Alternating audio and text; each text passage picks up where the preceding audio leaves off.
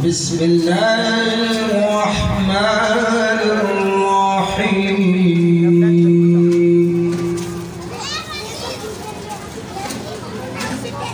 يا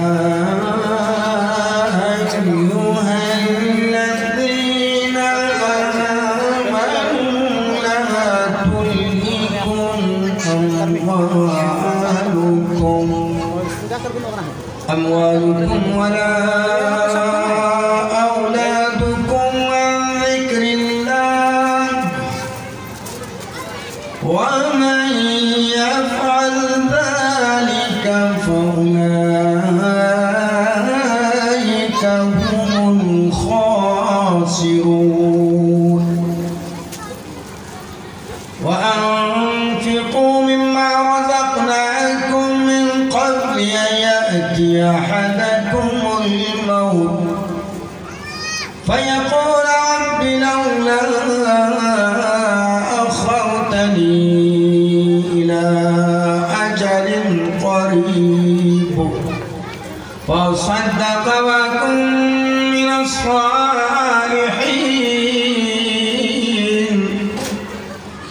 ولن يؤخر الله نفسا إذا جاء أجلها والله خبير بما تعملون.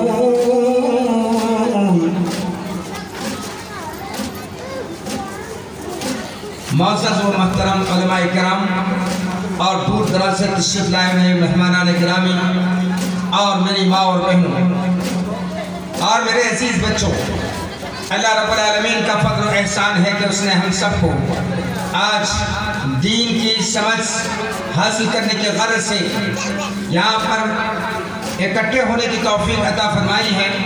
اللہ رب العالمین ہم سب کو دین کی سمجھ عطا فرما دے۔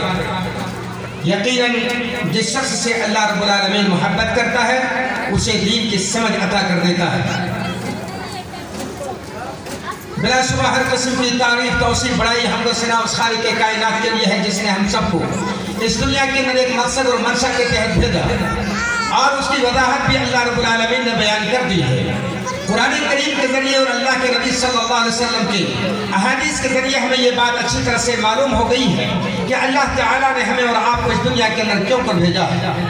اللہ سے دعا ہے کہ رب کریم ہم سب کو اپنے مقصد کے تحت زندگی گزارنے کی توفیق نصیب فرمائے۔ اس کے بعد اللہ کے نبی جناب محمد رسول اللہ صلی اللہ علیہ وسلم پر بے شمار رحمت نازل ہوں۔ اللہم صلی علی محمد وعلی آل محمد کما صلیت علی ابراہیم وعلی آل ابراہیم انکا حمید مجید۔ اللہم بارک علی محمد وعلی آل محمد کما بارکت علی ابراہیم وعلی آل ابراہیم انکا حمید مجید۔ اس کے بعد وہ حضرات جنہوں نے اپنی زندگی کو پوری کی، اللہ کے حکم سے اس دنیا سے رخصت ہو گئے، مگر انہوں نے اپنی زندگی کتاب و سنت کی روشنی میں گزاری، زندگی کا منشا اور مقصد سمجھا اور اللہ اس کے رسول کے فرمان کے مطابق اپنی زندگی کو گزاری۔ ہم ان کے لیے دعا کرتے ہیں کہ رب کریم ان کی قبروں کو نور سے بھرے، ان کے درجات کو بلند فرمائے، ان کے نیکیوں کو اللہ قبول فرما لے اور ان کے لغزشوں کو معاف کر دے۔ اس کے بعد وہ حضرات جن لوگوں کو اللہ رب العالمین نے بھی موقع دیا ہے، وقت دیا ہے، مہلت عطا فرمائی ہے، جو لوگ اپنی زندگی کو بہتر سے بہتر بنا سکتے ہیں اور ماضی کے ایام میں گزرے ہوئے دنوں میں جو غلطیاں سرزد ہوئی ہیں اسے توبہ کر کے اللہ رب العالمین کے جانب رجوع کر سکتے ہیں، اور خاص طور سے وہ لوگ جو لوگ اپنی زندگی کو بہتر سے بہتر بنانے کی کوشش کر رہے ہیں، دنیا اور آخرت میں کامیابیوں کے لیے کوشش کر رہے ہیں، ہم ان کے لیے دعا کرتے ہیں کہ اللہ تعالیٰ دنیا میں بھی کامیاب کرے اور آخرت میں جہنم کے عذاب سے محفوظ رکھے۔ برادران اسلام، اللہ رب العالمین کس قدر اپنے بندے سے محبت کرتا ہے۔ اللہ رب العالمین تنبیہ کے طور پر اپنے مومن بندوں سے یہ کہہ رہا ہے کہ مومنوں، کچھ ایسی چیزیں ہیں اور جو بہت ہی زیادہ اہمیت کا حامل ہے تمہارے تم جو ہے تم جس کو بہت زیادہ اہم سمجھتے ہو ان چیزوں میں کچھ ایسی بھی چیزیں ہیں جس کی وجہ سے تم غافل ہو جاتے ہو، لہذا ان کا نام لے کر کے اللہ رب العالمین نے فرمایا. غور کیجئے، یا ایھا الذین آمنوا لا تلہکم اموالکم ولا اولادکم عن ذکر اللہ. اے ایمان والو، تمہیں غفلت میں نہ ڈال دے. بہت اہم آیت ہے، ہر شخص اس آیت کے اوپر غور و فکر کرے. اے ایمان والو، تمہارا مال اور تمہاری اولاد تمہیں غفلت میں نہ ڈال دے. انسان مال کی وجہ سے، اپنی اولاد کی وجہ سے، اپنی جائیداد کی وجہ سے اللہ کے ذکر سے غافل ہو جاتا ہے.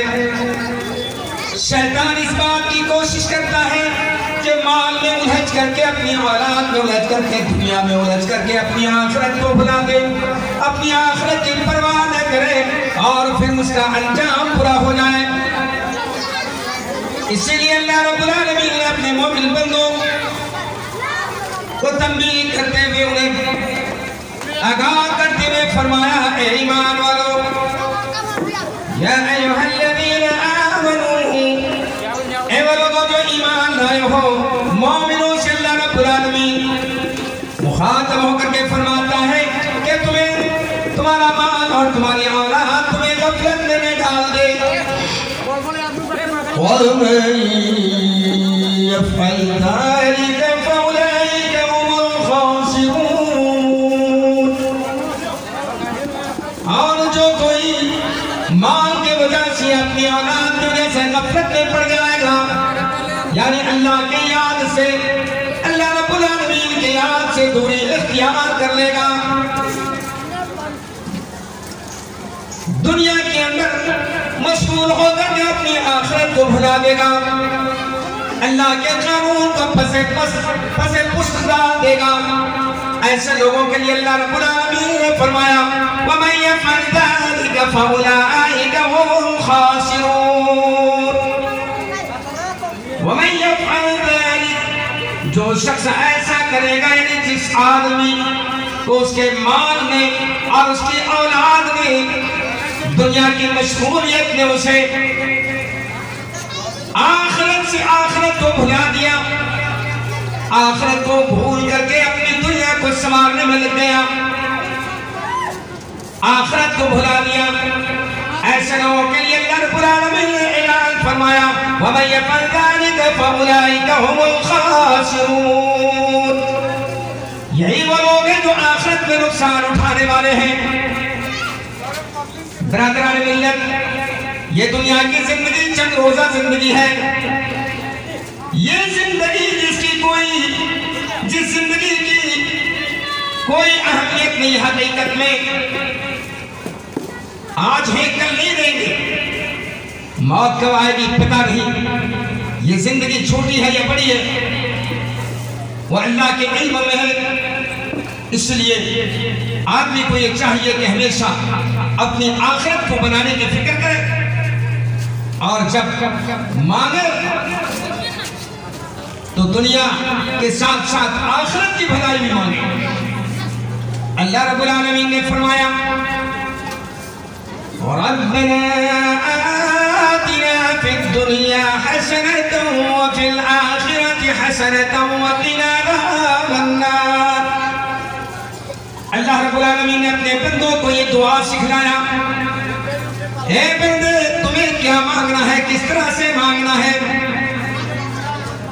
ربنا، اے پروردگار، ایمان رب، ربنا آتنا فی الدنیا، دنیا کے اندر حسنہ عطا فرما، دنیا کے اندر بھلائی عطا فرما، دنیا کے اندر ایسے کام کرنے کی توفیق عطا فرما جس سے تو راضی ہو جائے، دنیا کے اندر ایسے کام کرنے کی توفیق نصیب فرما جس میں ہم دنیا میں بہتر زندگی گزار لیں.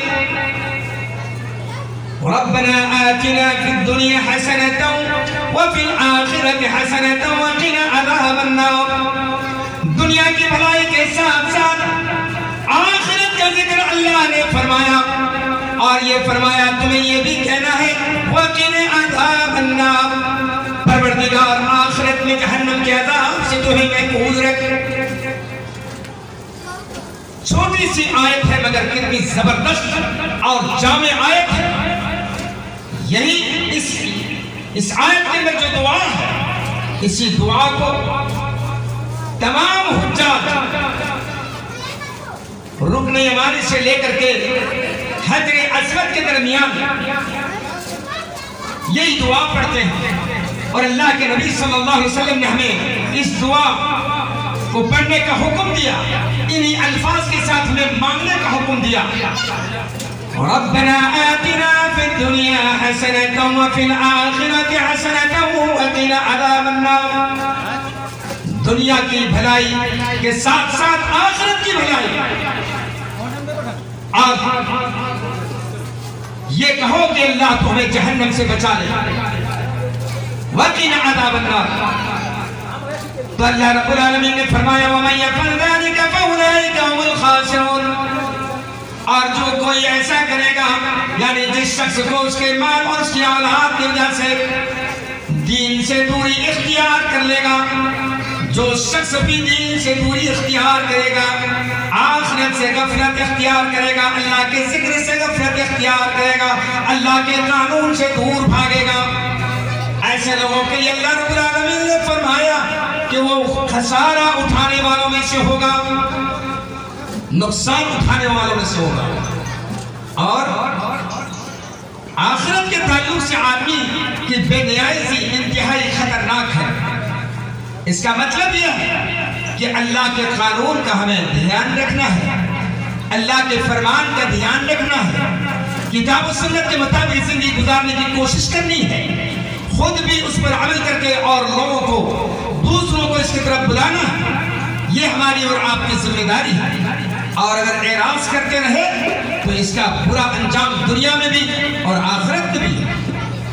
اللہ نے فرمایا وَمَنْ أَعْرَضَ عَنْ ذِكْرِي فَإِنَّ لَهُ مَعِيشَةً ضَنكًا وَنَحْشُرُهُ يَوْمَ الْقِيَامَةِ أَعْمَىٰ قَالَ رَبِّ لِمَ حَشَرْتَنِي أَعْمَىٰ وَقَدْ كُنْتُ بَصِيرًا۔ وَمَنْ أَعْرَضَ عَنْ ذِكْرِي، اللہ رب العالمین نے واضح انداز میں فرما دیا وَمَنْ أَعْرَضَ عَنْ ذِكْرِي، جو شخص میرے دین سے اعراض اختیار کرے گا، دور بھاگے گا، میرے قانون کا خیال نہ کرے گا، میرے دین پر چلنے کی کوشش نہ کرے گا، لاؤبالی پن کی زندگی گزارتا چلا جائے گا، منمانی زندگی گزارتا چلا جائے گا، رب چاہی زندگی کا خیال نہ کرے گا، اللہ رب العالمین نے جو احکامات نازل کیے اس کا خیال نہ کرے گا۔ وَمَنْ أَعْرَضَ عَنْ ذِكْرِي فَإِنَّ لَهُ مَعِيشَةً ضَنكًا، اور جو شخص میرے ذکر سے دور بھاگے گا، اعراض کرے گا، ہم اس کے سکون کو چھین لیں گے۔ دنیا کے اندر سکون میسر نہیں، دولت مل جائے گی، دنیا کی زیب و زینت کے لیے بہت ساری چیزیں اسے حاصل ہو جائیں گی، مگر سکون نام کی کوئی چیز نہیں ہوگی۔ دولت رہنے کے باوجود فکر مند رہے گا، پریشان رہے گا، اختلاف کی وجہ سے حالت خراب رہے گی، مختلف انداز ہے۔ وَمَنْ أَعْرَضَ عَنْ ذِكْرِي فَإِنَّ لَهُ مَعِيشَةً ضَنكًا وَنَحْشُرُهُ يَوْمَ الْقِيَامَةِ أَعْمَىٰ، دنیا میں بے سکونی اور آخرت میں رب نے فرمایا کہ ہم اسے اندھا بنا کر اٹھائیں گے۔ قیامت کے دن ہر شخص کو روشنی کی ضرورت ہوگی، آپ کی ضرورت ہوگی، بینائی کی ضرورت ہوگی، مگر قیامت کے روز جب انسان کو اندھا بنا کر اٹھایا جائے گا اور حشر کی میدان کی جانب ہانکا جائے گا، آپ ذرا غور کرو کس قدر خطرناک معاملہ ہوگا۔ وہ گرتا پڑتا رہے گا اور صحیح طریقے سے وہ جو ہے چل بھی نہیں سکے گا، اور وہ بھاگتا جائے گا، پریشانی کا عالم وہ شخص کہے گا قال ربی لم حشرتنی اعمی، اے اللہ تو نے مجھے اندھا بنا کر کیوں اٹھایا؟ فحشرتني أعمى وقد كنت بصيرا. دنیا کے اندر میری بینائی اچھی تھی، میری نظر اچھی تھی، میرے پاس دیکھنے کی صلاحیت تھی، دنیا کے اندر میری نظر بہت تیز تھی. وقد كنت بصيرا، میری آنکھ کی روشنی تو بہت تیز تھی. آج تو نے مجھے اندھا بنا کر کیوں کر اٹھایا؟ اللہ رب العالمین فرمائے گا أتتك آياتنا فنسيتها كذلك اليوم تنسى. میرے بندے سنو، دنیا کے اندر تم نے دنیا کے لیے خوب محنتیں کی، خوب کوششیں کی، سب کچھ کرتے رہے، لیکن آخرت کو تم نے بھلایا. نمازیں تم نے برباد کی، روزے تم نے اپنے روزے خراب کیے، اسی طرح سے مختلف احکامات کا تم نے خیال نہیں کیا. جس طریقے سے تم نے میرے قانون کو بھلا دیا. كذلك اليوم تنسى، اسی طریقے سے آج تم میری رحمت سے دور رہو گے، اسی طریقے سے آج میں تمہیں بھلا دوں گا، تم بھلائے جاؤ گے. كذلك اليوم تنسى. اللہ سے دعا ہے کہ اللہ رب العالمین ہمیں دنیا اور آخرت کے لیے محنت کی توفیق نصیب فرمائے، دنیا میں سچائی کے ساتھ، اور دنیا کے اندر اللہ جب ہمیں مال دے تو اس پر شکر گزاری کا راستہ اختیار کرنے کی توفیق دے. جو شخص مال ملنے کے بعد شکر گزاری اختیار کرتا ہے اللہ اسے بہت راضی ہوتا ہے. اللہ تعالیٰ نے حضرت عثمان رضی اللہ تعالیٰ عنہ کو خوب مال دیا تھا، حضرت عبد الرحمن بن عوف رضی اللہ تعالیٰ عنہ کو خوب مال دیا تھا. اور جب اللہ نے ان کو مال دیا تو اللہ رب العالمین کے فرمان کے مطابق زندگی گزاری، اور انہوں نے اللہ کا شکر ادا کیا اور شکر گزاری کا راستہ اختیار کیا تو اللہ تعالیٰ اسے اور دیتا رہا، اور دیتا رہا، اس کے مال کو زیادہ کر دیا، اس کی نعمتوں کو زیادہ کر دیا. تو یہی اصل چیز ہے. جب اللہ تعالیٰ نوازے تو بہت زیادہ شکر گزاری کی ضرورت ہے. اللہ نہ کرے شکر گزاری سے اگر ہم دور ہٹے اور الگ راستہ اختیار کیا تو یہ چند روزہ زندگی ہے جو عنقریب ختم ہونے والی ہے، اور کسی کو پتہ نہیں کہ زندگی کی آخری جو ہے رات کب ہے. اسی لیے تو رب نے فرمایا قُلْ يَتَوَفَّاكُمْ مَلَكُ الْمَوْتِ الَّذِي وُكِّلَ بِكُمْ ثُمَّ إِلَىٰ رَبِّكُمْ تُرْجَعُونَ. اے محمد صلی اللہ علیہ وسلم آپ اس بات کا اعلان کر دیں کہ عنقریب تمہارے پاس وہ فرشتہ آنے والا ہے جس فرشتے کو اللہ تعالیٰ نے تمہارے روح کو کھینچنے کے لیے متعین کیا ہے، عنقریب آنے والا ہے. اس لیے ہر آدمی کو اس بات کی فکر ہونی چاہیے. اللہ نے فرمایا وَإِذْ تَعَذَّنَ رَبُّكُمْ لَئِن شَكَرْتُمْ لَأَزِيدَنَّكُمْ. اللہ رب العالمین نے اس بات کا اعلان کر دیا، آگاہ کر دیا. وَإِذْ تَعَذَّنَ رَبُّكُمْ، تمہارے رب نے تمہیں آگاہ کر دیا. لَئِن شَكَرْتُمْ لَأَزِيدَنَّكُمْ، اگر تم شکر گزاری کا راستہ اختیار کرو گے ہم تمہیں اور دے دیں گے. بہت بڑی بات ہے، شکر گزاری کا راستہ اختیار کرو گے تو اور دے دیں گے. بہت دھیان دینے کی ضرورت ہے، اور دے دیں گے. وَإِن كَفَرْتُمْ إِنَّ عَذَابِي لَشَدِيدٌ. اور تم نے اگر کفر کا راستہ اختیار کیا، نہ شکر بندے معاملہ کیا، تو اللہ رب العالمین فرماتا ہے کہ ہم تمہارے لیے عذاب کو تیار کر رکھے ہیں. ان عذابی لشدید، میرا عذاب بہت ہی سخت ہے. جیسا کہ رب نے فرمایا ان بطش ربک لشدید انه هو یبدی ویعید. بے شک تیرے رب کی پکڑ بہت ہی سخت ہے. ان عذاب ربک لواقع ما له من نافع. اللہ کی پکڑ بہت سخت ہے اور اسے کوئی دفع نہیں کر سکتا، اسے کوئی روک نہیں سکتا. تو بہرحال اس موقع پر اور موقع کی بات ہے، میں دعا کرتا ہوں کہ اللہ رب العالمین اس گھر کو کے اندر رحمت کا نزول فرمائے اور اسے توحید کا مرکز بنا دے. اللہ تعالیٰ اس گھر سے دین کا کام لے اور گھر والوں کو زیادہ سے زیادہ اللہ رب العالمین کے شکر گزاری کی توفیق نصیب فرمائے.